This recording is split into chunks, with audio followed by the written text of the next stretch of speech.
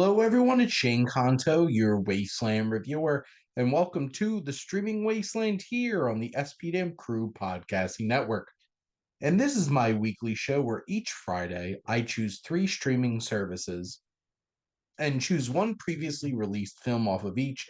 And by the end of this episode, hopefully you have a nice full weekend of movies to check out. And this particular week, I'm going to be focusing on Netflix, Disney Plus, and Mubi. And let's get started over on Netflix and with the classic cyberpunk acid noir sci-fi flick Blade Runner. And now, specifically on Netflix, they do have the final cut, which is the only version of this film that I have actually seen. I have not seen the original with all the noirish narration from Harrison Ford, but the final cut, speaking from that version of this film, is absolutely incredible. You have Ridley Scott, who just creates this incredible futuristic version of Los Angeles that is so engrossing.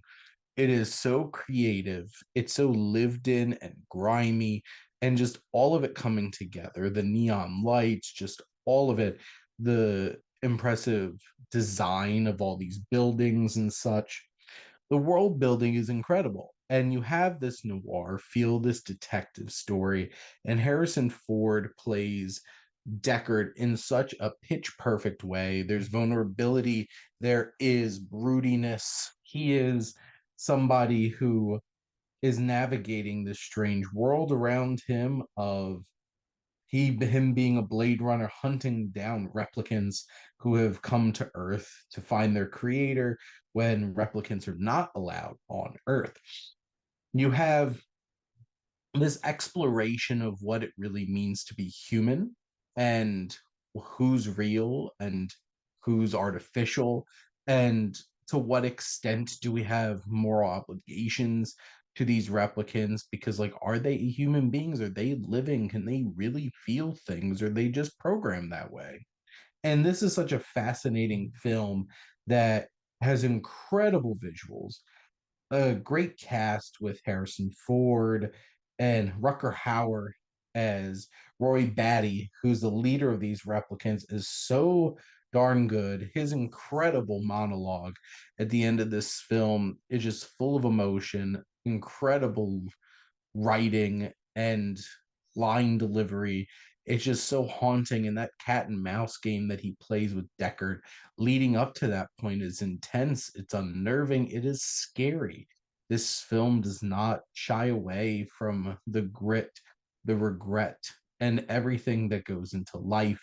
And you have the likes of Sean Young and Edward James Olmos and Emmett Walsh, Daryl Hannah, William Sanderson, Brian James, Joe Turkel, James Hong, and so many talented people who breathe life into this story.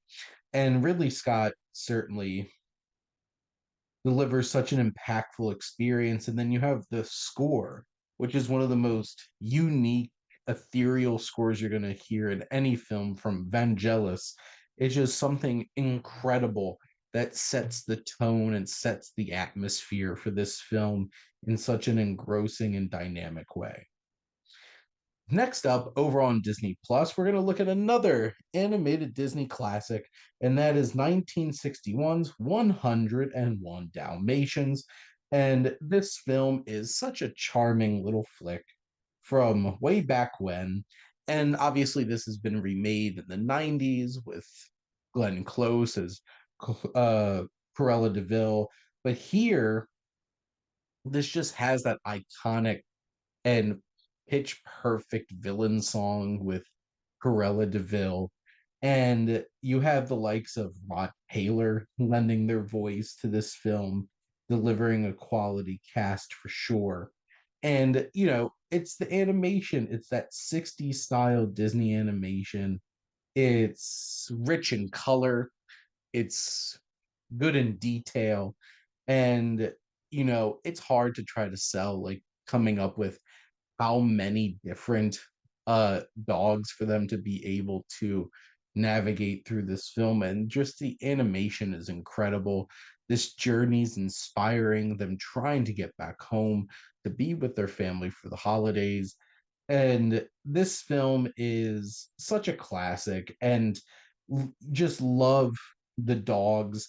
The little dogs are so charming, and these puppies, and you just want to see them make sure that they all get home safe. And then you have the likes of like Jasper and Horace, who are just a couple of goofy wit henchmen, and just, there's so many great characters in this. And of course, Cruella Deville with Betty Lou Gerson, who plays her, just nailing every beat, every line, and just bringing a whole new set of life into this era of Disney animation.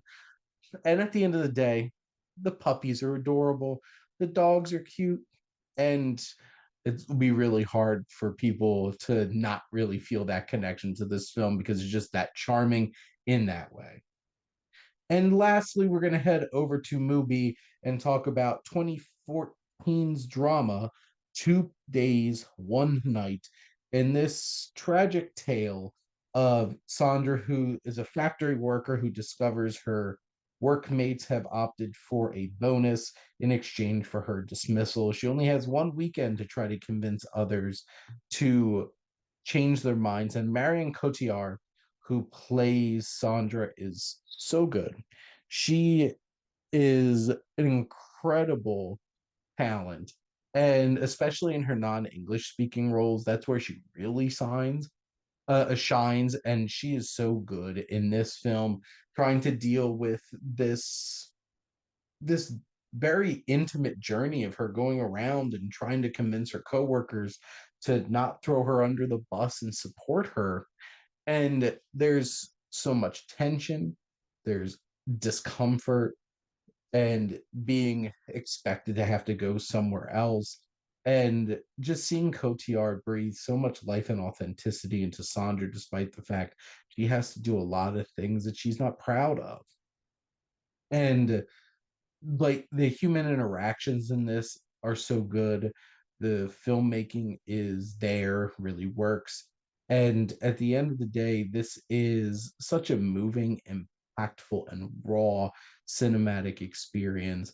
And just Cotillard, like I mentioned, is a world class actor and really sells this film in such a great way. She delivers such an impactful, moving, and poignant performance for sure. But that is a wrap here on the streaming wasteland. But let's make sure to go back and do us a little recap. Over on Netflix, we have 1982's Blade Runner, or Blade Runner Final Cut. Go check that one out. And over on Disney Plus, we have 1961's 101 Dalmatians. Lastly, from movie 2024, we have 2 Days and One Night. And make sure to like, comment, and share on this episode. What's your favorite, neo noir and mixing together different genres? What's your favorite classic Disney animated film? And what's your favorite Marion Cotillard performance? And tell me why it's her dying after her dying in The Dark Knight Rises. That is a joke. But this is a great list here. Make sure to comment and share. But make sure to also follow or subscribe wherever you listen to your podcasts. The SPM crew is ever expanding and finding new guests for our shows and all kinds of different things. Make sure to check it out. And if you're interested in joining any of our shows or hosting your own, make sure to reach out and let us know. And if you like our logo, check out High Flyer Creative for all your digital marketing needs. But most importantly, thank you as always for tuning in and supporting the streaming wasteland here on the SPM Crew Podcasting Network.